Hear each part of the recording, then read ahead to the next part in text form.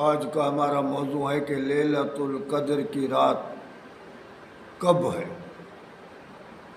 تو پہلے تو دیکھیں کہ لیلۃ القدر کی رات کا شان کیا ہے اور کیا چیز۔ اللہ تعالیٰ فرماتا ہے انا انزلناہ فی لیلۃ القدر، یہ قرآن جو ہے میں نے قدر والی رات میں نازل کیا ہے۔ یہ قرآن پاک ہے، بڑے رتبے والا، بڑے شان والا ہے، اور اس رات کا بھی شان ہے، رتبہ ہے۔ وما ادراک ما لیلۃ القدر، تمہیں کیا پتا کہ لیلۃ القدر کا شان کیا ہے، رتبہ کیا ہے، وہ کیا ہے۔ لیلۃ القدر خیر من الف شہر، لیلۃ القدر جو ہے وہ 1000 مہینوں سے بھی زیادہ ایک رات کی عبادت کا شان ہے۔ 1000 مہینہ یعنی 84 سال سے بھی زیادہ ایک مہینے کی عبادت جو اس رات میں کی جائے۔ اب ہمارا موضوع ہے اتنے شان والی رات کہ ایک بندہ 84 سال کی عبادت ایک رات کی وجہ سے اس کو ملے اتنا شان، اتنے رتبے والی رات ہے کب؟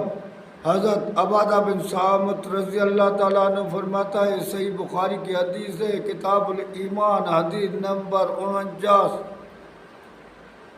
کہ ایک دن اللہ کا رسول صلی اللہ علیہ وسلم اس خیال سے نکلا کہ میں لوگوں کو بتاؤں کہ لیلۃ القدر کس رات میں ہے۔ جب آپ باہر نکلے تو 2 بندے آپ میں لڑ رہے تھے۔ اللہ کے رسول صلی اللہ علیہ وسلم یہ حال دیکھ کر فرمایا کہ آج تو میں آپ کو شب قدر کی رات، لیلۃ القدر کی رات آپ کو بتانے آیا تھا، کیونکہ شب قدر، لیلۃ القدر یہ ایک ہی، فارسی میں اس کو شب قدر کہتے ہیں، یہ ایک ہی رات ہے۔ تو اللہ کے رسول نے فرمایا میں آپ کو بتانے آیا تھا، لیکن ان بندوں کے جھگڑے کی وجہ سے میرے دل سے اٹھائی گئی، شاید اس میں تمہاری بھلائی ہے۔ اب راتوں میں اس کو ڈھونڈو، یعنی 27 کی رات، 29 کی رات اور 25 کی رات، اس رات میں ان کو